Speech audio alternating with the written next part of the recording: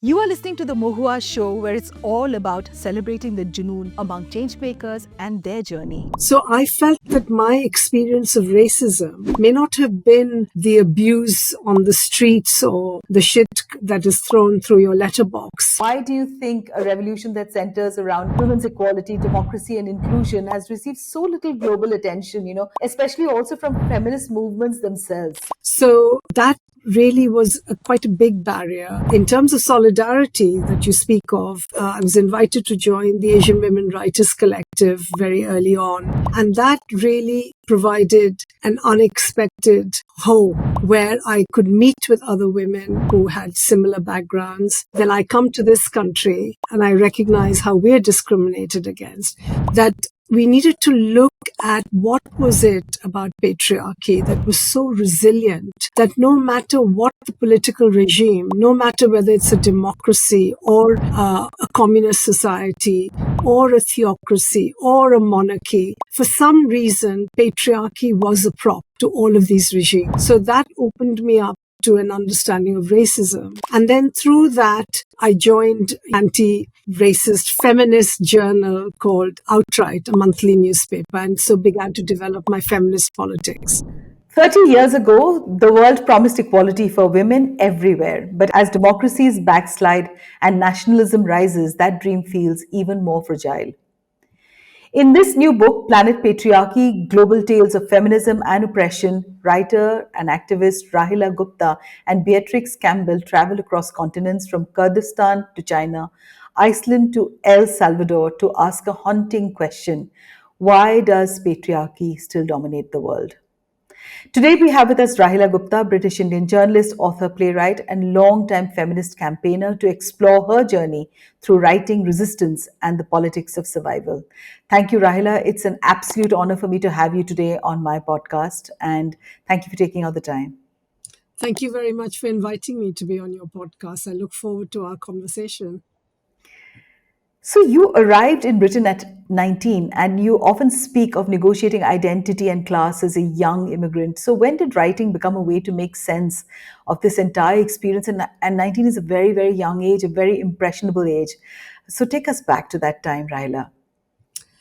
Okay, I mean, I think writing has always been a way for me to discover my own hinterland. I mean, in fact, I'm sort of almost embarrassed to admit that I don't think that this hinterland exists until I write and then I find my way into it.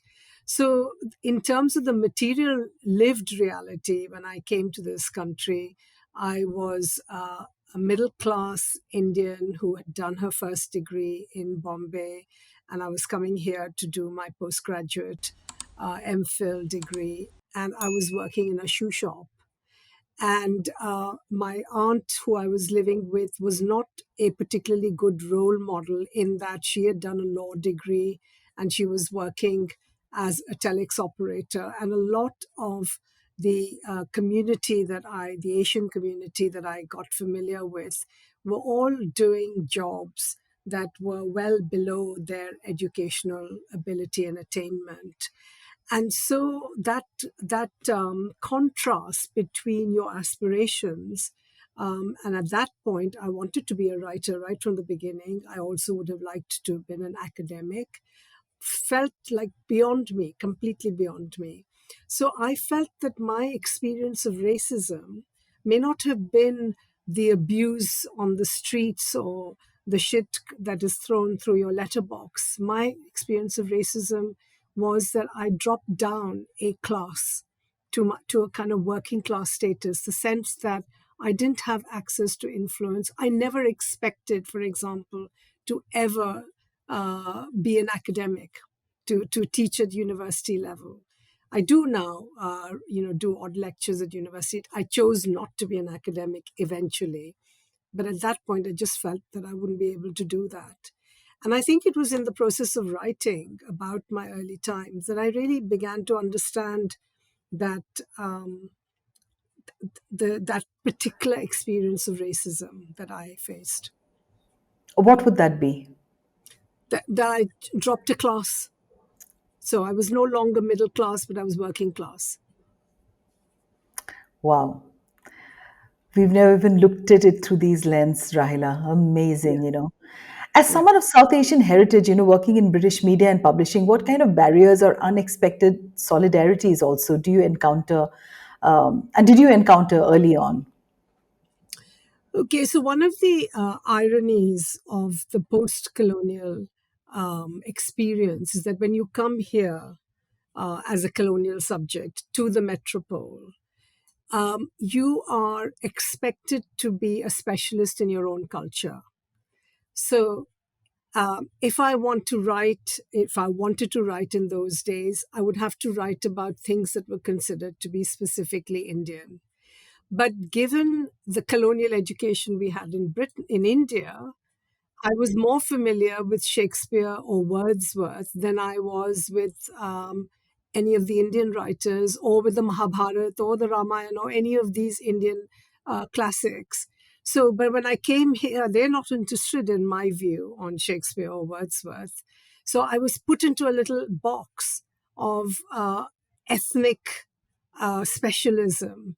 That was what I was allowed to write about. And that was very restricting and quite exoticizing, if you like.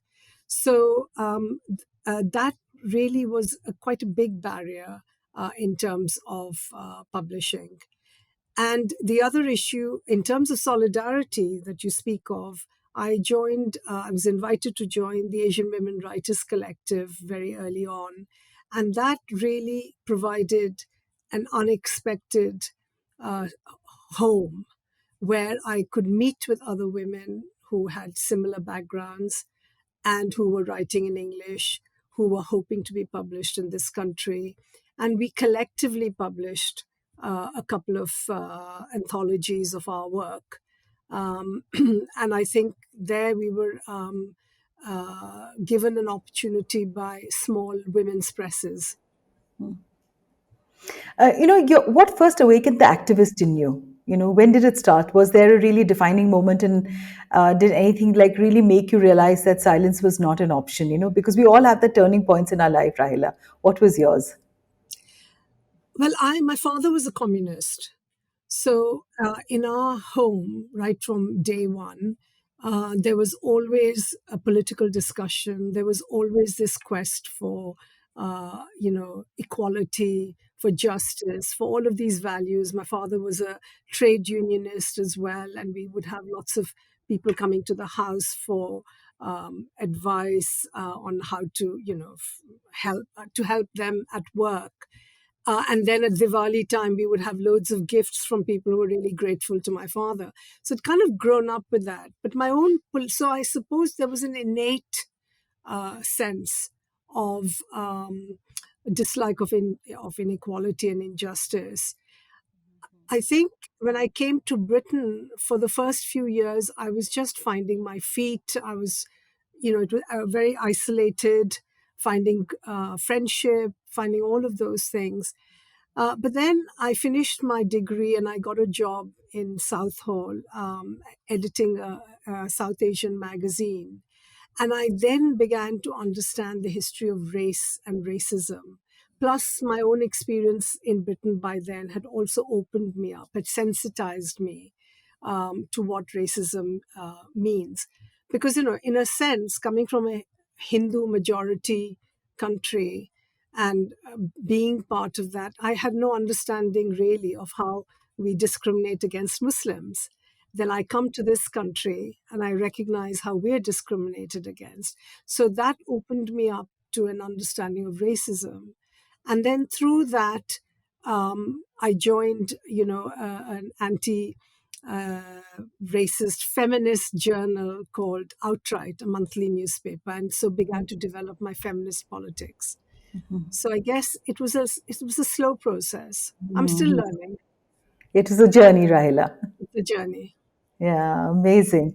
So let's talk about your latest book, Planet Patriarchy. I mean, I loved it. You know what? I was actually in Oxford, and I saw the book on the shelf and I picked it up, and and it's surreal that we both are talking to each other today about the book, co-written by Beatrix Campbell. So it takes a global view of women's oppression and resistance. So what made you and Beatrix want to take on patriarchy at a planetary scale? Well, it began really almost, the whole process began about 15 years ago. So it's been a long time in the making. Beatrix Campbell is a longtime feminist and intellectual, very much respected in the UK. And I'd gone to hear her speak on the 30th anniversary of the women's liberation movement. And she made some really interesting comments and observations about neo patriarchy and neoliberalism. Um, and I went home, I was really buzzing with what I'd heard and felt very stimulated. What I felt, though, was that we needed to pin it down further, that we needed to look at what was it about patriarchy that was so resilient that no matter what the political regime, no matter whether it's a democracy or a communist society or a theocracy or a monarchy, for some reason, patriarchy was a prop to all of these regimes. So, what was it about it that was so useful? And what could we learn by looking at in which of these regimes was there space for feminist resistance? And if there wasn't space, then did women create it? And therefore give us hope that, it's not, it is, it feels like a monolithic institution, which is very hard to defeat and to end. Certainly to end, it still feels quite a challenge. But it felt like looking at all of those issues, we might actually give hope to activists about the kinds of things they could do in society to try and bring an end or to reduce, to weaken the impact of patriarchy at the very least. So that's what how it all started. So I wrote to B and said, "How about it?" Initially, she said, "Oh God, I can't do it on a planetary scale. It'll be just too much work. We don't have the knowledge, etc." Because even the choice of countries required quite a lot of research. Which democracy do you choose? Which communist society do you choose? So all of that required a lot of work. And initially, we were only going to do a comparison between India and Britain. She said, "You bring the Indian perspective, I'll bring the British perspective, and let's look at how patriarchy was relied on by the British state." But none of the publishers were interested in that, and they kept saying, "Well, if you expand your research into other countries, then we will be interested." So we went back then, and we decided to go with the original idea of doing it across the globe. Amazing. So, having traveled and reported from across the world, El Salvador, Iceland, South Africa, China, how do you see patriarchy really adapting to different cultures? Does it always look the same at its core? I would like to believe it does, but it'll be lovely to hear from you, your first-hand, Yeah. understanding of it. Well, if by core you mean that it is a system which facilitates and enables domination of women by men, then yes. But it looks so different, and it is so different across geography and across time and across all of these different political regimes that I've talked about, that it makes more sense to talk about it in terms of patriarchies, which is the point that we make in the book. Um, and if you look at, for example, life in El Salvador, miscarriage is murder. Abortion laws are so restrictive that if you go in with a miscarriage, it is construed to be an abortion, and you can get anywhere between 30 to 50 years sentence in prison. Okay. If you look at the ISIS caliphate, as we all know, an enforced invisibility of women and infantilization of women. They couldn't go anywhere. If you look at Iceland, for example, it is top of the league for gender equality, or more than, it's closed the gap by more than 90% between men and women. But yet, even Iceland, the paradox is violence against women is at the same rate as in the UK. And that violence against women seems to be the nub of patriarchy, the thing that we are unable to shift. We might, go forward, compete with men in terms of university achievements, in terms of even access to jobs and leadership positions. But somehow, until we can end violence against women, we can't really end patriarchy. Very disappointing. Sorry, but this is I know, but this is the truth. We live it every day. So, yeah. right in your article, you call Rojava the best kept secret in the world. And why do you think a revolution that centers around women's equality, democracy, and inclusion has received so little global attention, especially also from feminist movements themselves? So, tell us a little bit about that. Yeah, I think maybe I should talk a little bit about what Rojava is because nobody has heard of it. And in fact, so it is a project that was led by Kurdish people, and it occupies today almost one third of Syria. But it started off as occupying a tiny strip at the top of Syria, along the north and east of Syria. And then they fought the war against ISIS, and the whole of the caliphate was occupied. The caliphate that occupied that part of Syria came under the administration of the Rojava community. And I feel that one of the reasons why feminists have not become actively involved in it is because there is no knowledge of it. People don't know that this is happening. If you look at the news coverage of Syria, you will hear about Ahmad al-Shara today. You heard about Assad in the past. You heard about the civil war. You so rarely hear about the Kurdish people, and if you do, it will be about their role in fighting ISIS and in succeeding. But even then, not very much, and certainly not the society that lies behind it. So it's been my mission, if you like, because I didn't know how else to support the revolution there, the women's revolution. So I visited in 2016.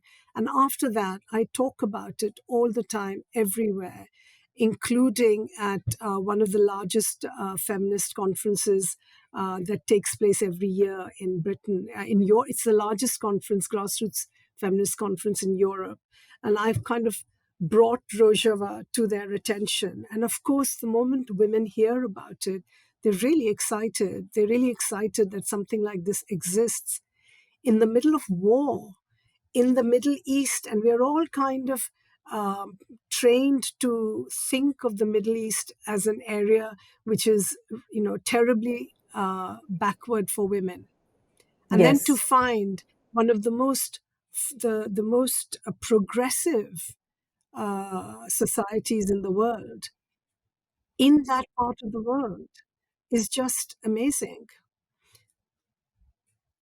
I think we should really talk a lot more about it and maybe write more articles also about it. Yeah. I mean, I for sure I'm going to go back and do my research. So let's talk a little bit about, you've been part of the South Hall Black Sisters since 1989 and now chair it. So over these decades, how has the organization's fight evolved, with changing immigrant realities in Britain? I've heard some horror stories there. And of course, we're going to also talk to you about Provoked after this. But before that, tell me a little bit about, your experiences with South Hall Black So, Sisters. so, so we were set up in 1979. So we've been going for a long time. And when we first set up, we faced a lot of hostility from our own community because they felt that we were exposing our underbelly to white society, which was already racist. And then to talk about violence against women within our community was to open ourselves up to further racist attack. So we had a lot of pushback from our own community. And we dealt with that by making the argument, both implicitly and explicitly, that domestic violence exists in all communities, in all classes, in all religions, and in all cultures, so that you couldn't then use that as a stick to beat us with and say, well, Asian men are particularly barbaric or particularly backward or particularly savage. So that was one. And also, it was a time when, even in society in general, and certainly with the police, domestic violence was not seen as a crime. Today, you can, nobody would dare say that it's a domestic and dismiss it. So that is the level of progress that we've made. And that's not just Southall Black Sisters, but the entire women's sector. In relation specifically to Black women, what we have found is that the state of, the British government has become more and more draconian in terms of its immigration legislation. And that has been a real problem for our women, because those, particularly women who come from the subcontinent or from Africa to get married to British spouses here, their status is reliant on their husbands. And they often, the in-laws or the husbands, will hold their passport as a form of control, will tell them that they will have, if they are facing abuse and violence, will tell them that they have no way of escaping it, because if they leave the home, if they run away, they will be sent back by the British police.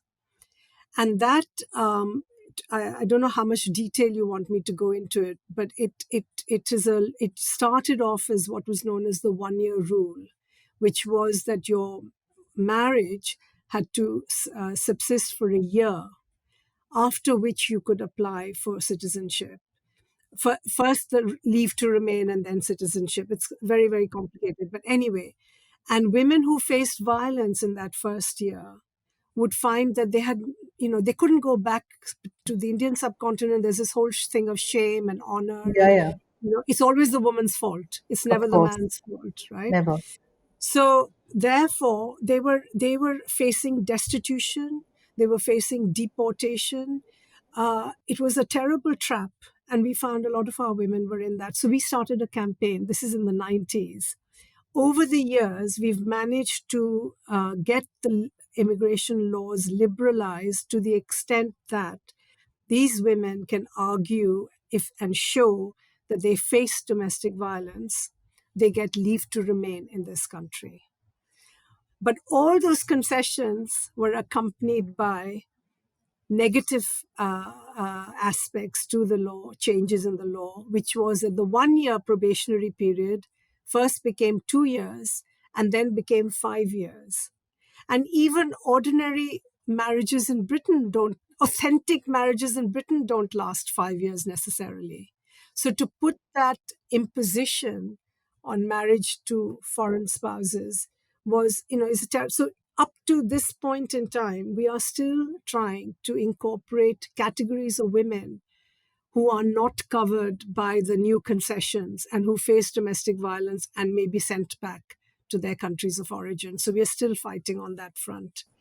The other issue, I would say, is the growth of religious fundamentalism. Mm. It's world That has over been, now. huh? It's world over now. It's world over, and it started, I would say, we started noticing it in the 90s. And we found that anyway, there were women who were facing, cultural restrictions around the shame and honor of families and so on. And then this got compounded by religion. So it's made things much worse for us. So let's talk about the Kiranjit Ahluwalia case and the film Provoked, which were the turning points really both culturally and legally. So, what did that case really teach you about society's understanding of domestic violence? Well, first of all, what did it teach us about our understanding of domestic violence? Because it was the first woman whose case had come to us who had killed her husband as a way of escaping violence. And so it was the ultimate escape route. Now, we didn't condone killing, but we knew that we had to find a way of presenting this case to the public to say, understand the circumstances in which this woman had killed. Because when men kill, it is a perpetuation of the cycle of violence and control. When women kill, it's their ultimate desperate need to escape. So that was a learning curve for us. How do we present that to society? And also, the other point that I was making earlier about making sure that we made connections with the rest of society.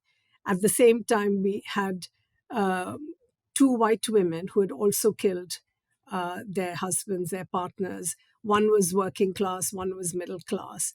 And so we were able to make that point about how women across all societies face violence and how they deal with it. Um, Legally, it was a turning point because it changed the homicide Mhm. legislation Yeah.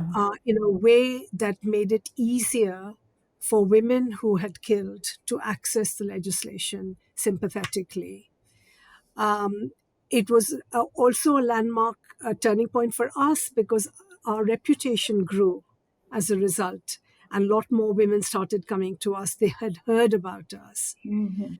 And in terms of the community at large, my understanding of how it changed their understanding of domestic violence was when the film Provoked was being shot. I'd co-written the script, and there was internet chat room. This is in the early 2000s. Internet chat rooms were full of discussion about why didn't she leave?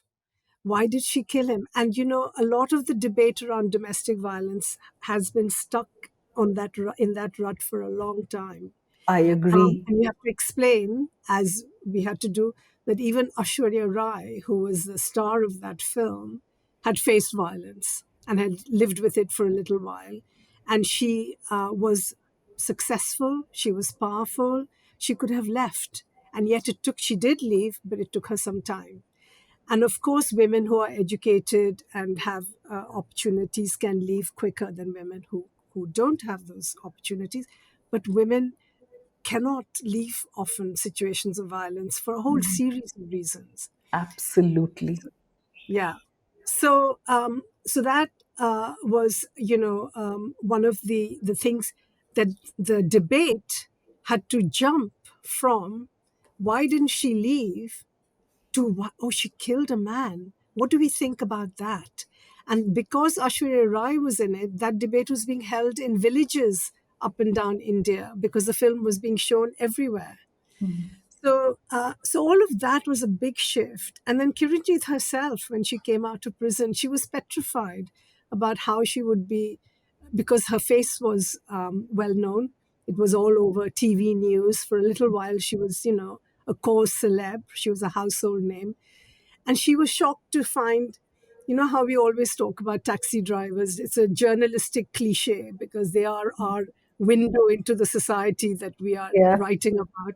Kiranjit used to talk about the taxi drivers who drove her from here or there to say, sister, we recognize you, we support you, if you were my sister, I would have supported you. So she was really delighted that these men who she thought would condemn her or would be hostile were actually very sympathetic. So I think that was a big shift that took place as well. That's a huge shift, Raila. Yeah, It yeah, is, yeah. yeah. So you've described your poem, The Ballad, based on your life with your son, as your best piece of writing. So what made that piece so personal and transformative for you personally? So I suppose it came out of grief. Um, the first year that I find it still very difficult to talk about it. It's interesting. It's been over 20 years. But I suppose it was the attempt to reattach that umbilical cord that had been ripped out with his death. And I sort of, by writing about it in verse, I had to linger in the moment because I had to find the right rhyme. I had to find, it was like a corset on raw emotion. So it was a way of controlling my emotion and not letting it just spill out. but it was also a way of lingering in the moment. And I think when you lose somebody that you love, you are petrified of forgetting them. You feel that the least you can do for them is to remember them. But the whole idea, that contradiction about, time heals, yes, it heals, but it heals through the process of forgetting. And the last thing you want to do, especially in the early days of loss, is to forget. And so writing in verse was like lingering in that moment, leaving no thought unturned. That if I'd written in prose, I'd have galloped through it. And so it led to a, a texture and a richness and a depth and a kind of peeling back the layers of meaning in every moment, which you only get if you really spend time looking at it slowly. So, the journey to get your son, your non-verbal son into the mainstream school in the 1990s, long before, the government had that right, it obviously must have been very emotional and exhausting. So, what did that struggle really teach you about society's idea of normal? And this is for our listeners because a lot of guests we do have who've come, with trauma of this sort. So, what would you like to tell them? Well, I think society's sense of normal really needs to be expanded. And it's very narrow, it's very restricted. And every struggle that we wage for every disabled person leads to a opening of that door and an opening of that sense of the kind of wide variety, the diversity of people that we are. I mean, humanity is diverse, and that, we moved in terms of disabled children and disabled people from being locked away in your homes, from not being visible in society, to being as proud a part of society as possible. I think what was really hurtful was the fact that because he was nonverbal, even educators could not actually see his humanity, see his intelligence, see his emotion, um, and that all of that is really difficult. I remember one day when he came back from school. It was the last day of school. It was going to be. I was giving him his lunch, and in the middle of his lunch, he started crying, weeping, sobbing. And I said to him, the method we had of speaking was a closed method, to ask a question which had a yes or no answer. And then I would say, this is yes and this is no. Touch this hand or that hand. And it was quite slow. And I went through a whole series of questions, and he kept saying, no, no, no, that was not the reason why he was upset. Finally, I said, is it because you're not going to see your friends in school? Um, and he said yes. And I said, but it's only for the holidays, and we'll call some of them over for the holidays, etc. But he kept sobbing, and I couldn't understand it. And then I rang the school, and they said that he was not going to be, they didn't think they could accommodate him in the future, and that he was not going to come back to school the following term. But they had that conversation in his hearing. So they did not think he was intelligent enough to have understood it, to have picked it up, and that there's a way of communicating that. So that harshness, that cruelty, that sense of, this person doesn't matter, really, really stayed with me. And we experienced that again and again and again throughout his life.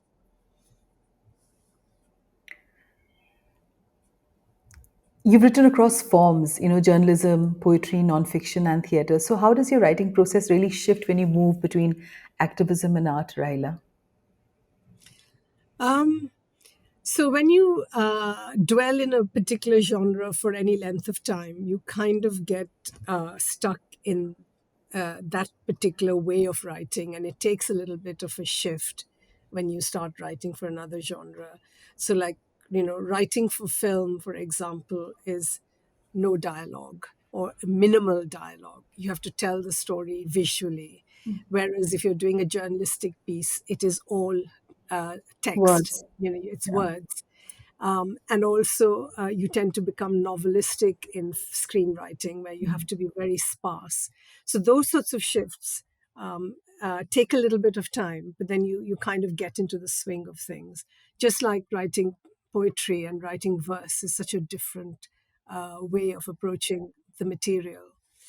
Um, but the difference between art and activism, that shift is quite huge in the sense that in activism, everything needs to be black and white.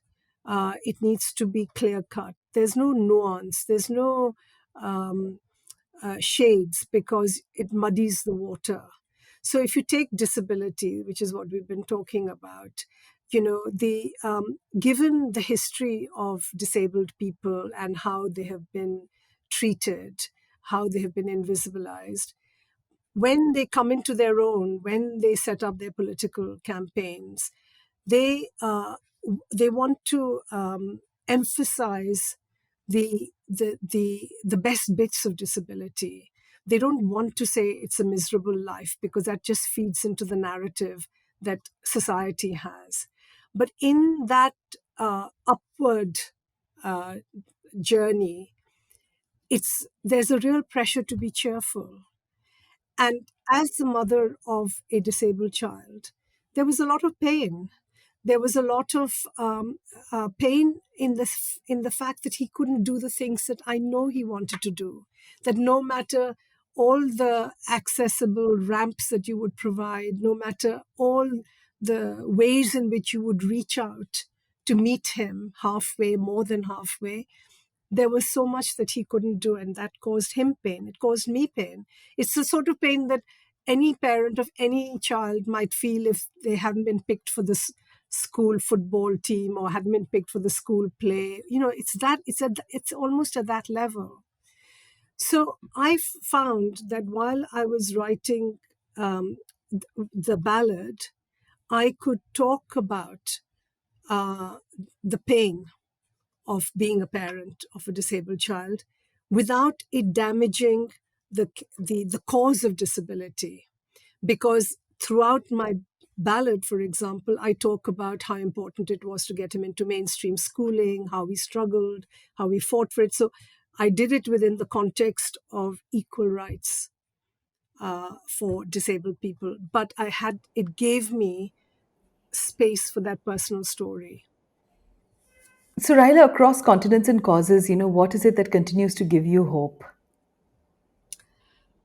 Um, what gives me hope?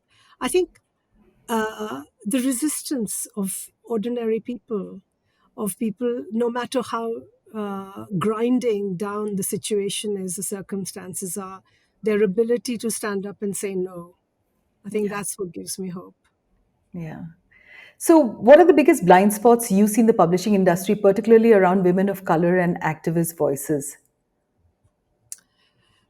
I sort of have touched on that a little bit in my opening answer. I would say that it's these, well, first of all, it's driven by money. The publishing industry has to Yep. survive. Yeah. And it's the notion that it has of what sells. And initially, Black women's writing, South Asian women's writing was considered to be a niche area. It was considered to be a niche audience. Then Arundhati Roy comes along in 97 and she explodes that myth. She sells like crazy. And suddenly, then publishers think, oh, well, maybe there is a public there is an audience for this sort of writing. So there are those sorts of issues that constrain your opportunities. On top of that, then you're writing political stuff and political writing uh, about certain issues can be niche as well. And so, all of these things really are the barriers. And I think, I mean, in terms of writing for a living, it's impossible because the advances that I was getting in the 80s and 90s on my royalties is what I'm getting today. So you have to have alternative forms of income Yeah, or alternative absolutely. ways of, or so it's really almost an occupation of privilege, which is what it shouldn't be that. So that is a huge barrier. It is a huge barrier for writers all across, I think, you know. Yeah. So, across your life as a journalist, writer, activist, mother, what has held your work together? Is there one value or question that keeps, returning? I think it is my hope um, that things can be changed for the better. I think that's what really drives me, and that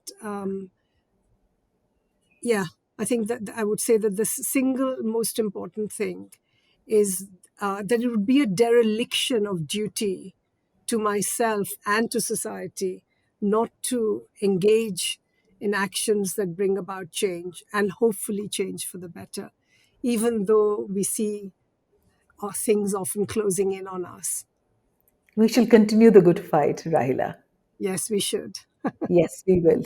So, just for our listeners, patriarchy may change its face, but so does resistance. Through Raila's words and her work, she reminds us that activism just isn't about protest, it's about persistence, imagination, and care. Thank you, Raila, for sharing your journey and for showing us that feminism at its heart is a global act of courage. And I'm a huge admirer of your work, and it's been such an honor for me to have you here with me today, Raila. Thank you for taking out the time. Thank you so much, Mo. I've really enjoyed our conversation. Thank you. Thank you.